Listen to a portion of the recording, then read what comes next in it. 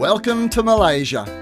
It might not be the first country that comes to mind when planning a trip through Southeast Asia, but after 2 weeks travelling from the very north to the very south, we're left with one simple question. Why not Malaysia? Come with us as we explore a country that's incredibly diverse, easy to travel and seriously underrated. From the natural beauty of Langkawi Island to the world-famous food and street art of Penang. From hidden cave temples and misty mountain tea plantations to historic cities and one of Asia's great capitals. Hi guys, thanks for joining us as we highlight our full 2-week journey across Malaysia. We're travelling from the very north of the country all the way down to the southern border, so there's a lot of ground to cover. So let's get roving. We began our journey in the far north of Malaysia, up near the Thai border. After arriving in Penang, we took a short flight across to the tropical island paradise of Langkawi.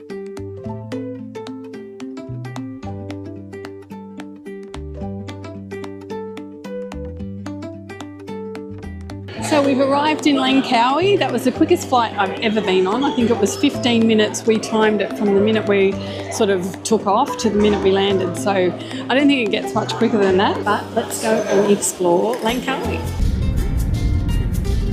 We jumped in a grab and headed straight to Chenang Beach, or Pantai Chenang as it's known in Malay. Chenang is the main tourist hub on the island, and it's where we'd be staying for the next few nights.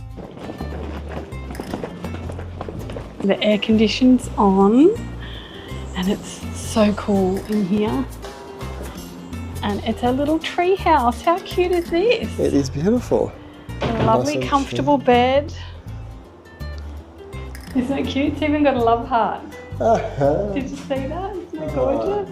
That's pretty cute. With its wide palm tree lined beach, restaurants and bars, a host of water sport activities and tours, Chenang Beach has an unmistakable holiday vibe.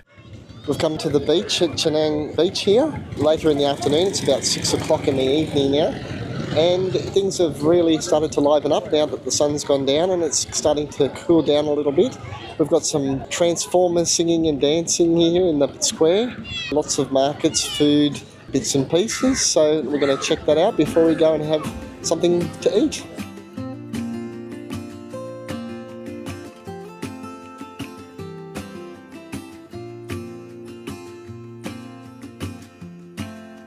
When the sun goes down, Chenang Beach comes alive with people enjoying food, drinks and nightly fire spinning performances, creating a lively festival-like atmosphere, the perfect way to end our first day in Langkawi. While Chenang Beach is a great place to relax and soak up the holiday vibe, Langkawi also has a wild, natural side that can't be missed.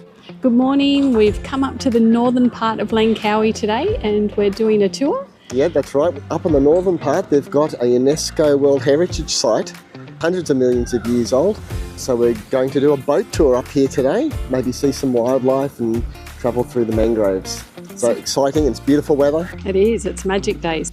We're in Kalim Karst Geoforest Park, basically 100 square kilometres of wild mangroves, ancient limestone cliffs and loads of wildlife. Brahminy kites and white-bellied sea eagles circled overhead and swooped down to catch fish from the water.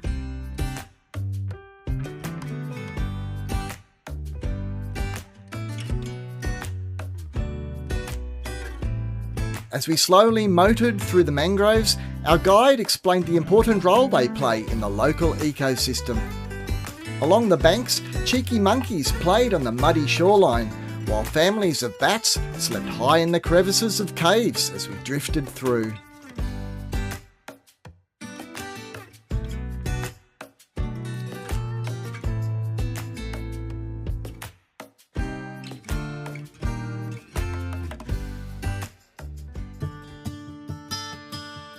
The next day, we traded mangroves for mountains and headed high above the island to experience what is probably Langkawi's most famous attraction, the Sky Cab and Sky Bridge. We're currently here at the Sky Cab, which is one of the most famous and popular things here to do in Langkawi. Yeah, it is actually one of the steepest cable cars in the whole world, so we're really excited to do that and get up there into the high mountains above the rainforest. I'm not feeling scared yet, but that may change once I'm on it, so we shall see. It looks pretty steep. But I think it's our time for our cable car to leave the station, so we better jump on board.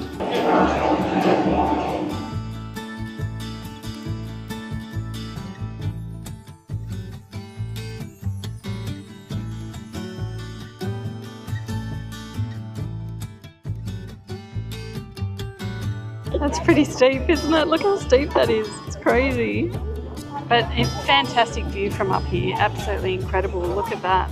It's amazing. Just over here, there's a cantilevered eagle nest skywalk. And we get some Smurf shoes. So, little covers for your shoes, so we can clean the glass floor for them. This is how they do their cleaning. Great idea. I need some of these at home so the kids can scoot around. Wonder if I can buy them. That's great.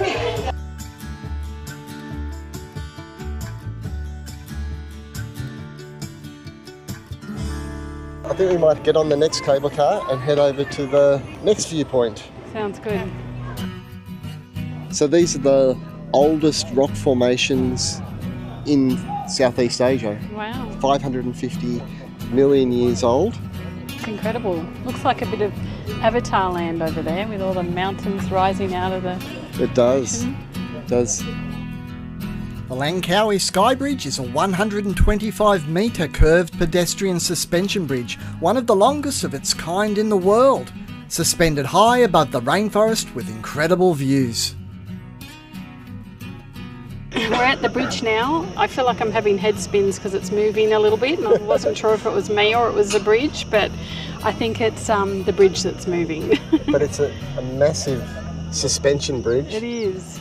And it looks a bit scary from here. If you're scared of heights and wibbly wobbly bridges, it's moving a little bit.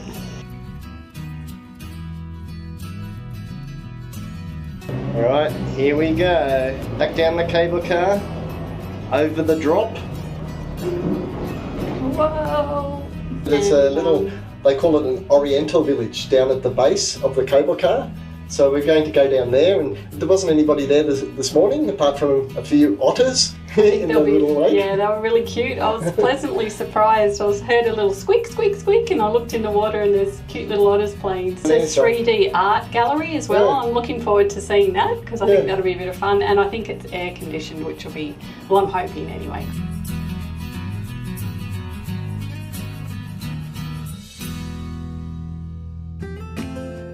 A few minutes' drive from the base of the cable car is Seven Wells Waterfall, Langkawi's most famous waterfall.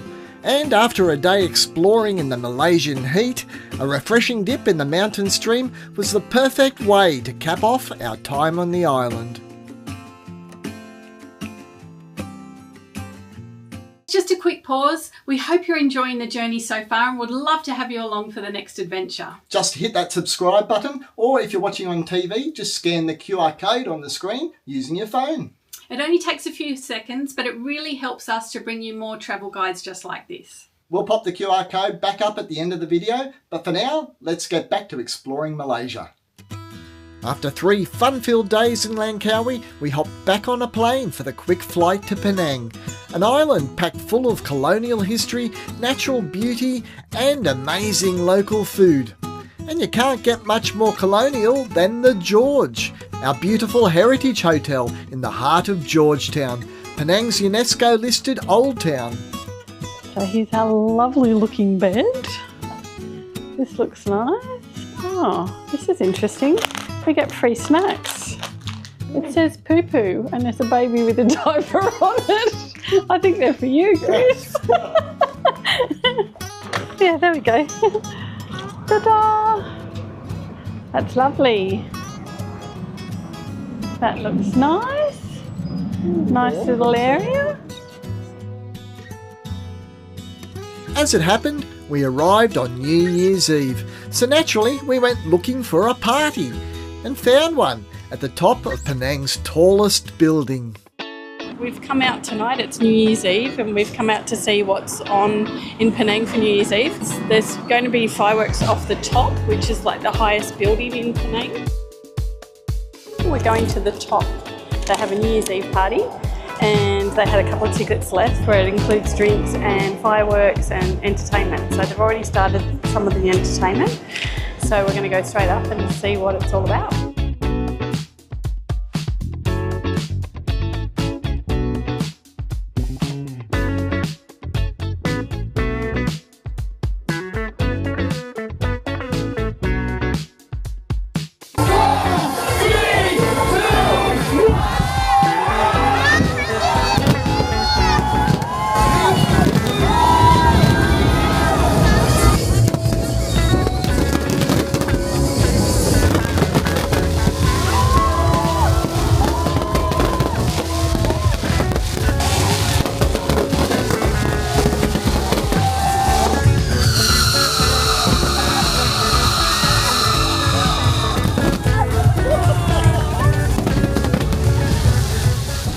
The next day, we set out on foot to explore the heritage streets of Georgetown.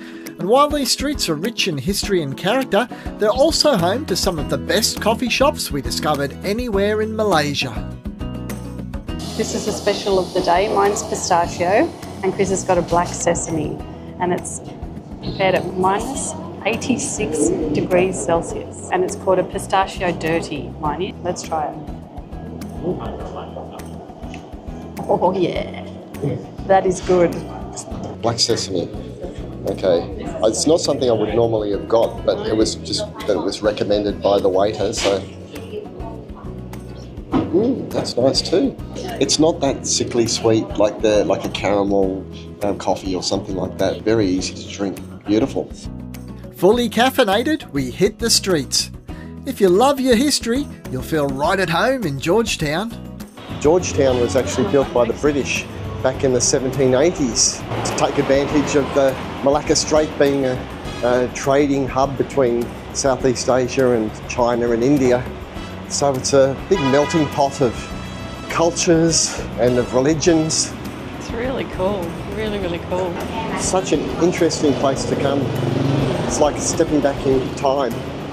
Much of Penang's colonial history is preserved in its architecture. Grand old buildings, churches and monuments line the streets, while at the top of the town sits Fort Cornwallis, built to protect this strategically important trading port from would-be invaders. But the British are just one of many cultures that have called Georgetown home. As we wandered through the streets, we passed Chinese Buddhist temples, Indian Hindu temples and Muslim mosques, all within a few doors of each other. One minute we were wandering the noisy streets of Little India. The next we were strolling along the lantern-lined streets of Chinatown.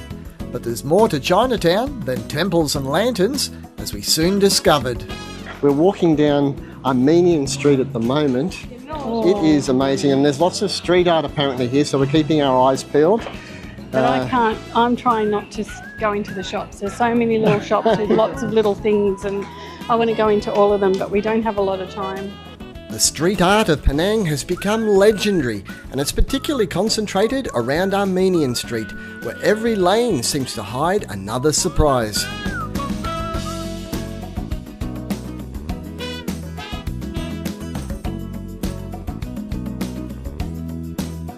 On the harbour front, only a few streets from Armenian Street are the clan jetties, small villages built by Chinese immigrants more than a century ago, with wooden homes on stilts stretching out over the water. Locals still live and work here. Some, like the Chu Jetty, have become popular tourist attractions, while others remain quiet and peaceful, giving you a glimpse of what life was like for generations of families who called these waterfront communities home. But Penang's Chinese community wasn't just made up of working families. Some, through trade and business, went on to build incredible fortunes, including Cheong Fat Si, whose famous Blue Mansion is one of Georgetown's most iconic landmarks. But if there's one thing Penang is famous for above all else, it's the food. Widely regarded as Malaysia's food capital, one of the very best ways to experience the city is on a guided food tour. Our guide drove us around in air-conditioned comfort as we sampled 20 of Penang's most famous dishes at eateries we'd never have found on our own. It wasn't just a highlight of our time in Penang, it was one of the highlights of our entire trip through Malaysia. It would be easy to spend your entire time in Penang wandering the heritage streets of Georgetown, but there's so much more to discover beyond the old town. On our final day, we made the half-hour journey to Penang Hill to take in the view from the island's highest point. To get there, we boarded one of the world's steepest funicular railways for the 2-kilometre climb to the summit.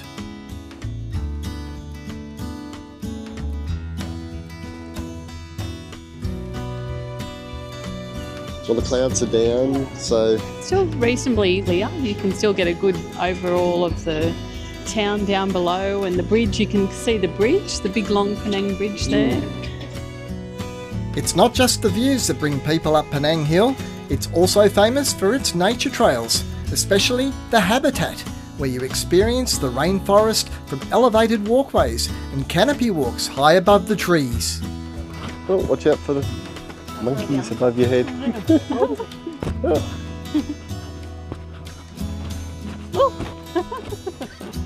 We're in the habitat nature walk now, and it's actually a rainforest. It's a protected rainforest.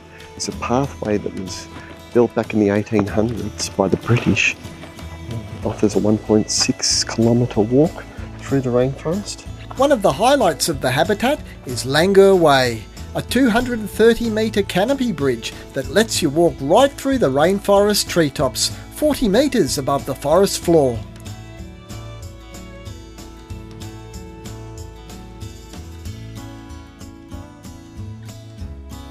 As we exited Langur Way, we caught our first glimpse of Penang Island's highest viewpoint, the Curtis Crest Treetop Walk, a circular lookout with 360-degree panoramic views.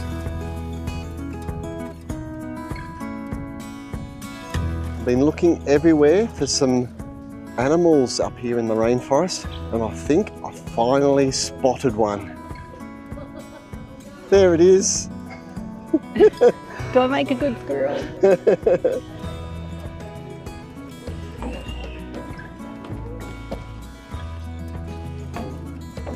Oh, I can feel it warming up now. Oh, it's very bright up here. Need your sunglasses now. Wow. And the blue sky's coming out. I'm blinded by the light. So that's where we were, down there. From this high point above the trees, the whole island opens up. You really get a sense of just how green Penang really is, something you don't get down in Georgetown. It's definitely worth the climb. We spent 5 hours enjoying the cool mountain air on Penang Hill before heading back down the funicular. You really get a feel for just how steep the railway is on the descent. But our day wasn't over yet. Just 10 minutes down the road stands Kek Lok Si, the largest Chinese Buddhist temple complex in all of Malaysia. Built into the hillside directly below Penang Hill, the whole complex rises in tiers up the slope. Sure, you can walk up, but in the Penang heat, why would you when you can take the lift?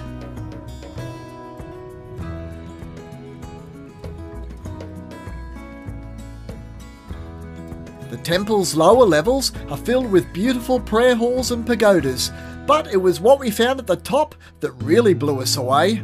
Wow. Wow, that is huge. I don't think the camera will give it. Unbelievable. Towering above the temple stood the statue of Kuan Yin, the goddess of mercy, watching over the city below.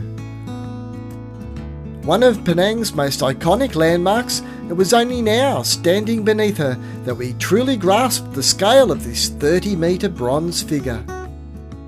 The statue sits beneath an impressive pavilion, supported by 16 intricately carved columns and a beautifully painted ceiling. Every detail has been carefully designed with symbolism in mind. Lions and elephants stand guard, representing fearlessness and wisdom, while the protectors Heng and Ha watch over the space. We'd never experienced anything quite like this before, making it the perfect way to finish our time in Penang. Early the next morning, we hopped on a ferry for the 15-minute crossing from Penang Island to the mainland, where we boarded the ETS, Malaysia's modern, fully electric high-speed train that connects the country's west coast. Our destination was Ipoh, a city about 2 hours south, roughly halfway between Penang and Kuala Lumpur.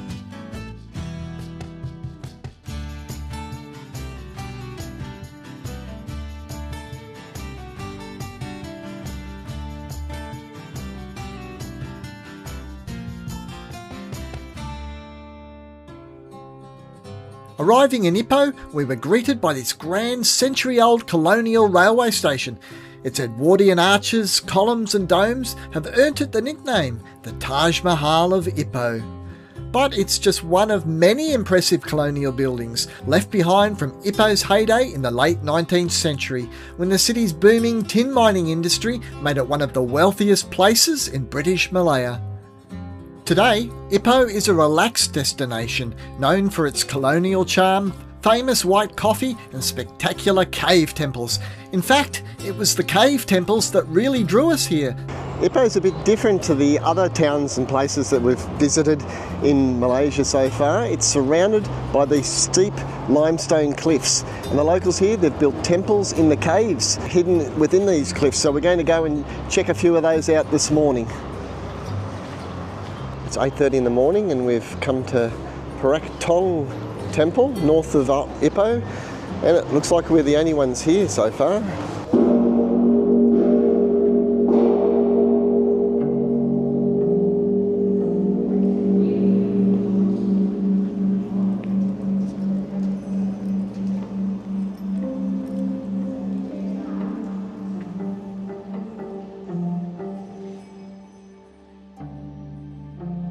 You'd never guess that behind the simple temple facade lies such a dramatic sanctuary hidden within the mountain. This temple was built about 100 years ago, and obviously the most striking thing is this giant Buddha statue, but also the walls are all painted in colourful murals of Buddhas and dragons and other deities. This really is quite striking. Almost hidden at the back of the temple is a narrow limestone staircase that winds up through the cave, squeezing between rock walls before eventually emerging into a lush cliffside garden. From there, it's one final climb to a viewpoint with panoramic views stretching across Ipoh and the valley below.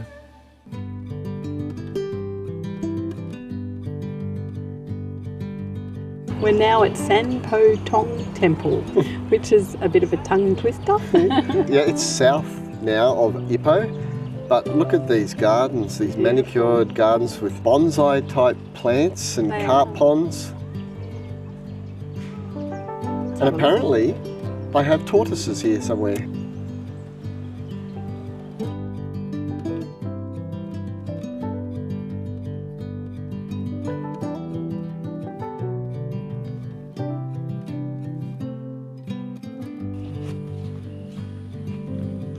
What a reveal. Wow. Wow. Well, that was an amazing reveal, wasn't it? Beautiful. You come through the cave, follow the tortoise sign, and then you come through and go, oh wow, look at that, look behind it. The cave just opens up to this clearing in the middle of the limestone cliff with all this lush undergrowth and this amazing temple, and Lydia's favourite, The tortoises. the tortoises. Lots of tortoises.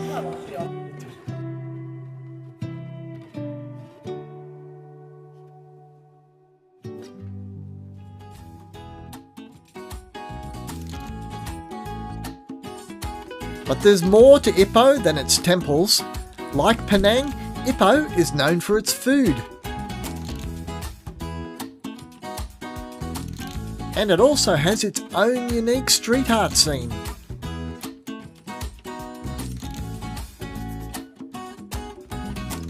Just like Penang, Ipoh is famous for its street art, and here's one of an old man drinking white coffee, and white coffee is also something that Ipoh is famous for, so I think it might be time to go and try one and see how it differs from dark coffee. So I've got my white coffee. At last, it's the one thing that I wanted to get here in Ipoh. It's famous for it. So they roast the coffee beans in margarine. So it's not actually a different coffee bean, it's just the way they roast it. Here we go.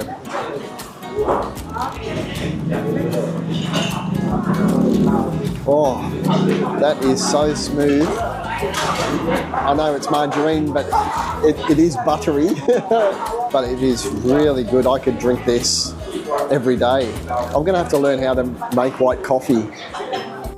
Ipoh is also a great base to explore one of Malaysia's most popular highland escapes, the Cameron Highlands.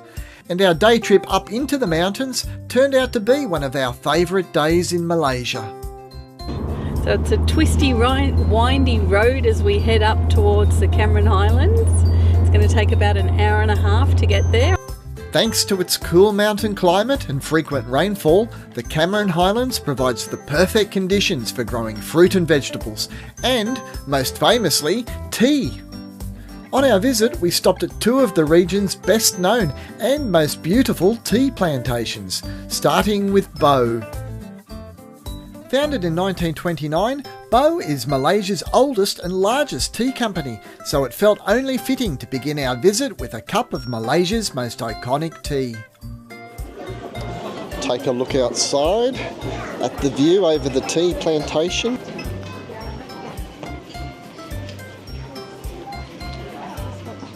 That's the first time we've seen a tea plantation before. It's very pretty actually. See the white over there? I thought they were sheep. Yeah, they kind of look like sheep from here. They do, absolutely. But it's actually the people bending over picking the tea leaves so that we can drink the lovely tea. But it's very different looking plants, aren't they? I haven't seen anything like this before. I feel like I'm in a Dr. Seuss book. Yeah, they're just all in little tufts sections, aren't they? It's very pretty actually. We've never been to a tea plantation, so not sure if it looks like this everywhere else in the world, but it's our first experience and it's really beautiful. After about 90 minutes at the hilltop viewing area, we made our way back down the hill along a scenic walking path to the car park. If you do come to the Boh tea plantation, just be aware that it is one of the most popular tourist spots to come in the Cameron Highlands, so there will be crowds. Yes, you'll get some nice views over the plantation and it's very pretty, but you might have to fight for position. Boh's tea fields are beautiful, but they wouldn't be the only plantation we'd visit today. We also stopped at Cameron Valley Tea House number 1, where sweeping views over the surrounding tea plantations made it one of our favourite stops in the Cameron Highlands. They're all there picking their tea as well. Yeah. The crop pickers. It's not just tourists, it's a working tea plantation.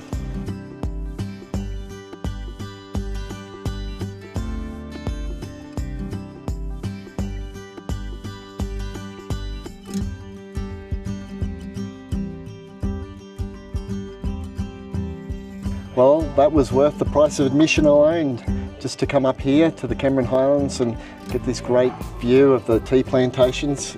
Such a unique landscape. Haven't seen anything like this before in our travels. Anywhere. Not at all. Worth the visit. But it's not just tea that grows up here. There's a reason the Cameron Highlands is nicknamed Malaysia's vegetable bowl, supplying much of the country with fresh produce. I have got some milky corn here. I've never seen this before. It's a white corn and you eat it raw. Let's see it. Look at that. I cracked it. Wasn't prepared earlier at all. Anyway. It's juicy. It's a little bit like a nashi pear almost. Right. That's how I can describe it. But it's okay to eat raw? It's good. It's more like a fruit. and vegetables. The region is famous for its strawberries, which you can pick yourself, as well as fresh vegetables, flowers and herbs, and tropical fruits, including the notorious durian, often called the world's smelliest fruit. You can probably tell what Lydia thought of it by the look on her face. And while the Cameron Highlands boasts some absolutely stunning scenery, my favourite part of the day was meeting Malaysia's Mr. Michael Jackson, a local Indigenous man famous in these parts for his blow dart hunting skills.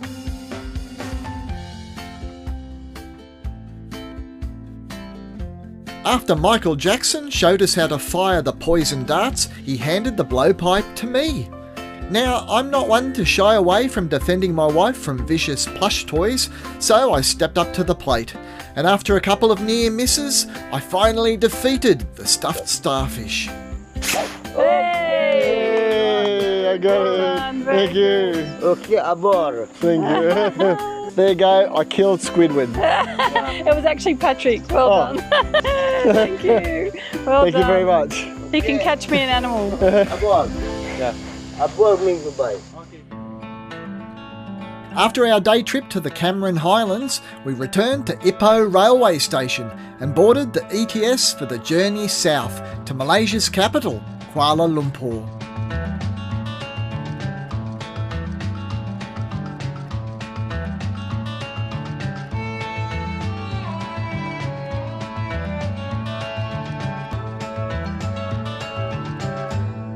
After spending the past few weeks exploring other parts of Malaysia, arriving in this modern metropolis felt like stepping into a completely different world.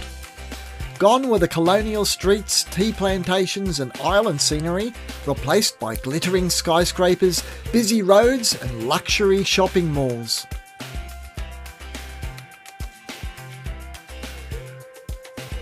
And of all the buildings that make up Kuala Lumpur's skyline, none is more iconic than the Petronas Twin Towers.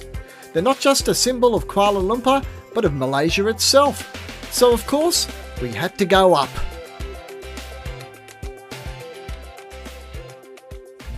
So we're on the Sky Bridge, which is the bridge that connects the two towers of the Twin Towers. But what they did say this bridge between the two buildings is for is if there's an emergency, then you've got direct access to the other building to be able to get down. So I thought that was really interesting. Yeah, and we're on level 41. This is the second tallest building in Kuala Lumpur. And after this, we're going to be going up to the observation deck, which is on level 86. Which is another 100 metres up in the air. So if you think this is a bit high, then wait till we get up to the next level.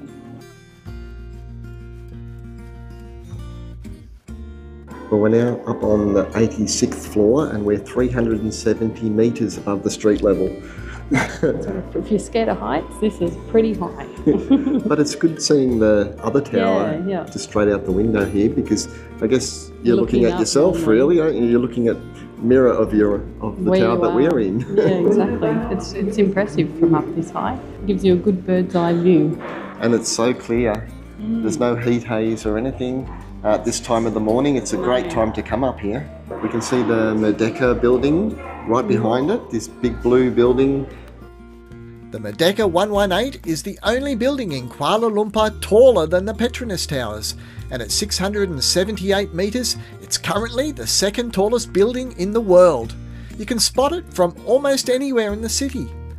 While construction is still being completed, the tower is already home to a luxury hotel. And if you ask nicely, you may be able to visit the restaurant on level 75 for a sneak preview of the jaw-dropping views you'll see from the level 118 observation deck when it opens later in 2026. While Kuala Lumpur may appear ultra-modern on the surface, look a little deeper and you'll find it still retains the same multicultural roots as the other cities we'd visited throughout Malaysia. There's a vibrant little India, a bustling Chinatown, and the traditional Malay village of Kampung Baru in the heart of the city, where you'll find some of Malaysia's best nasi lemak. We passed historic mosques, explored beautiful Chinese temples adorned with colourful lanterns. And just outside the city, discovered one of the world's most famous cave temples, Batu Caves. Just come around the corner and then there's the big reveal, this amazing golden statue and all the stairs. It looks incredible. Ooh. Whoa, pigeons. Pigeons everywhere. Oh my goodness, oh my goodness, oh my goodness! Ah! Okay, let's go. Ah, they're gonna fly at me. If we're distracted, it's because there's a million pigeons here and they're all like come flying at you. And so I'm like, oh, where are they? Where are they? Anyway, but we are currently at Batu Caves. Yeah, Batu Caves covers a number of caves around here. This is the most iconic one, the Temple Cave. It's got this giant, almost 43 metre high statue of Lord Murugan, which is a deity in Hindu religion, the god of war, wisdom and victory. But there's 272 steps to climb up to the cave. Lucky we came early, before the heat of the day and before the crowds. So we might go and Get started before it gets too hot. I think so. And before we get pooped on by pigeons. All right, let's go. count the steps. Are you counting? Oh, yes.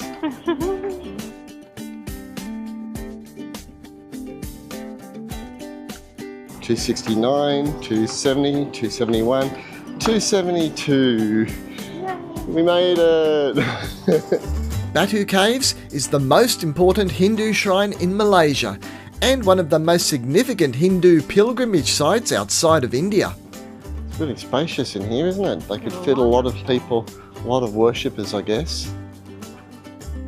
Look, there's something significant with the peacocks.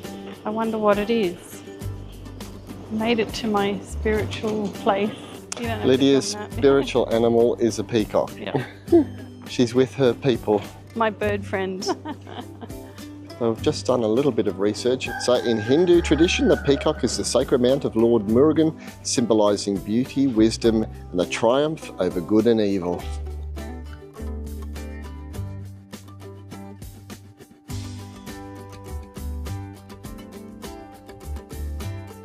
Wow, Look at that. look at that. It's pretty impressive. Are you glad you took those final few steps up Yeah, I think it was worth it. It's like it's open into a big cavern with stalactites and stalagmites and another little temple up here. Just one word of warning if you are visiting Batu Caves, don't carry any food with you or you might lose it to these little guys. We're going out tonight to find a rooftop bar, which is an iconic thing to do here in Kuala Lumpur. By day, the rooftop of the Menara KH building in downtown Kuala Lumpur is a working helipad. But when the sun goes down, the helicopters make way for cocktail lovers as it transforms into one of the city's most spectacular rooftop bars.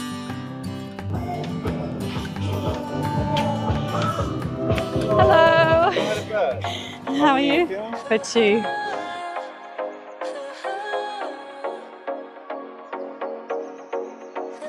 Wow. It's pretty cool, isn't it? Oh, that's a good view of the towers.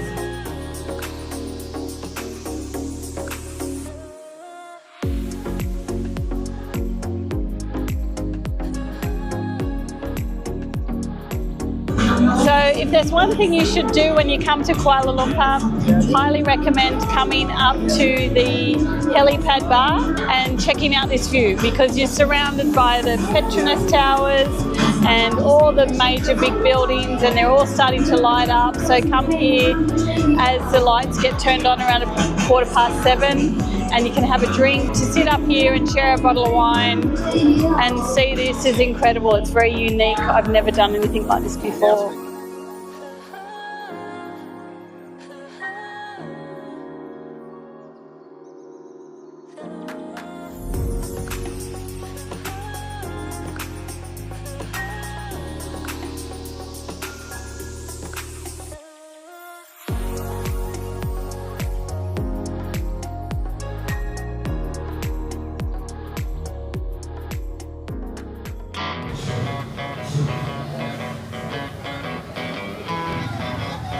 After our rooftop drink, we were on the lookout for dinner, and there was only one place that I wanted to go, Jalan Alor, Kuala Lumpur's famous food street.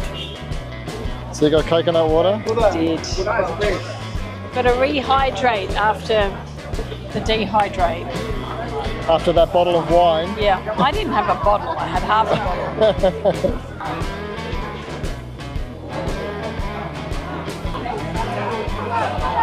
We'll just go one. Alright, give it a try. Thank you, lovely. Oh, just that rice. I haven't even had any of the mango yet. That is amazing. Where have you been all my life? Mango sticky rice, you've won me. Wow, we need to learn how to make that. That's amazing. Wow. If there's only one reason to come to Malaysia, it's for the mango sticky rice. There's many reasons. There are many reasons, but wow. That's really good. Are you going to leave me in? No. How rude. You're not very gentlemanlike, are you? All right. Here you go.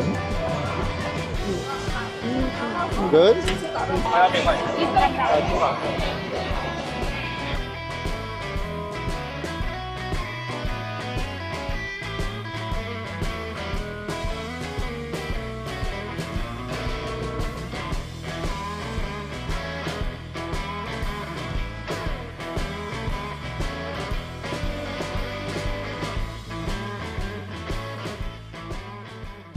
After an exciting couple of days in Kuala Lumpur, we hopped on a bus bound for the coast. We were headed to the historic riverside city of Malacca, about a 2-hour drive from the capital.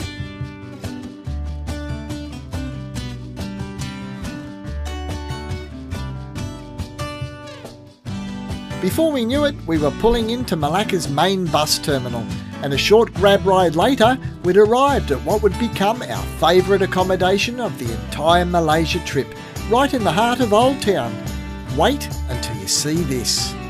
Welcome to Casa del Rio. This looks incredible. Wow. My goodness, look how beautiful this is. Oh, you've got a bath, Lydia. Oh my goodness, I've got a ducky. A duck. Yay! Best thing ever. Oh, how good's this? Bath salts. How nice is this? This is gorgeous. I know I'll be in there tonight for sure. Oh, my goodness. Look at this. You've got these doors that open to your bedroom. Wow. You get complimentary Coca-Colas, waters. That's a little bath fridge. Now they're talking. They've got my little Nespresso machine. I'm sorted in the morning. Should I test out the bed? Yep. Let me try it. Oh, yeah, that's so soft. Oh. You didn't even do the jump? No, I can't jump. That's so good. But I want to see this balcony. This is what we came for. Here we go. Wow. Wow. Seriously, do you need to go anywhere else? I'm just going to stay here. This is gorgeous. That is worth getting the riverfront view. Look at this, it's incredible. I have to say, if you think it looks good on your television, it's probably better here in real life. It looks amazing. It is amazing. It's I feel like I'm somewhere in Europe even, you know, it could be anywhere. on the Riviera or a canal in a European city.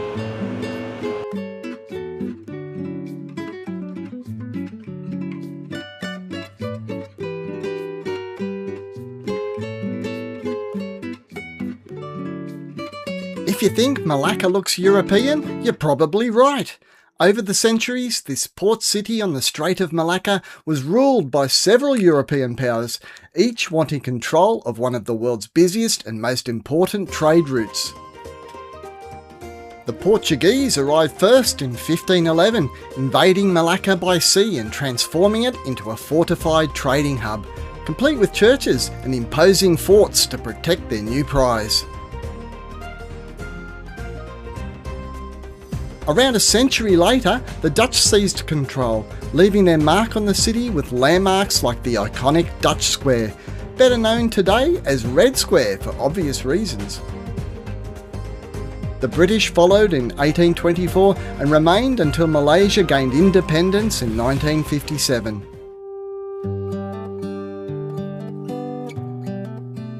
Add in the beautiful riverside setting, lined with colourful buildings, waterfront bars and restaurants, and plenty of amazing coffee shops, and it's easy to see why so many visitors compare Malacca to parts of Europe.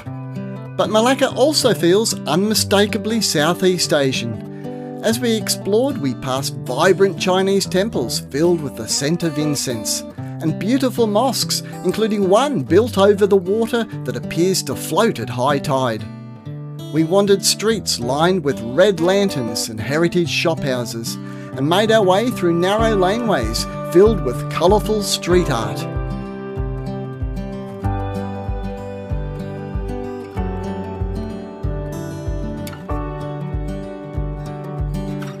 It seems that all roads lead to the river. I just saw a sign for a husky cafe. So that doesn't mean you go to eat huskies, you get to play and cuddle with them, so I have to go. Hello, puppies! Hello! Who wants to say hello? Hey, guys! Hello! Yay! Oh my goodness, aren't you beautiful? Oh, look at you!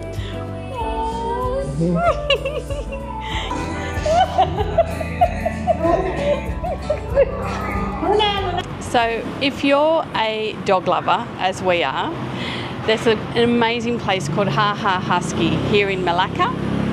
And we came to just give the dogs cuddles and just spend some time with them, which was wonderful. And they're all so well kept and looked after and cleaned every day. I've never seen such beautifully kept huskies, and it was just such a lovely thing to do because we're missing our dog from home, and I just love a bit of puppy love, so it was lovely. So if you come in here and you're missing your puppy, or you just love puppies and you can't have your own because you're travelling or for whatever reason, come and get your little fix here. They're all beautifully natured, they're all well kept, clean, they're just gorgeous, and the people here are just lovely. So that's a top tip from me. If I came back, I'd be doing this every morning, I can tell you. I think this one's coming home with us. After dark, the city really comes alive. Jonker Street becomes the centre of it all, with a bustling night market that rivals even the one in Kuala Lumpur.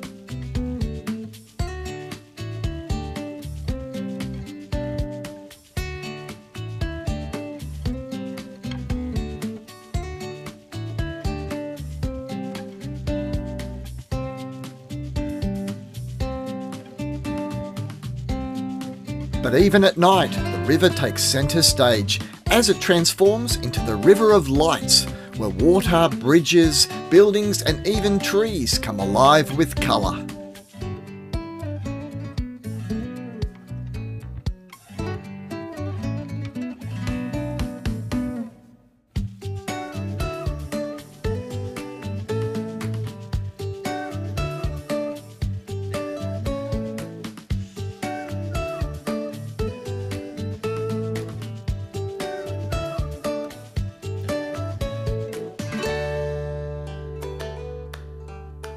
On our final morning in Malaysia, we met up once more with the Ha Ha Husky crew, who had kindly invited us to join them as they walked some of our new four-legged friends.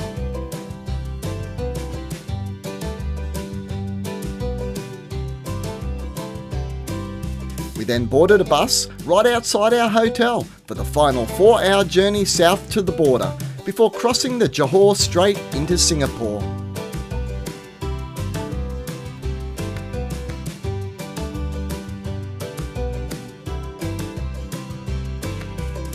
After 2 weeks in Malaysia, we felt like we'd only scratched the surface of this surprisingly diverse country.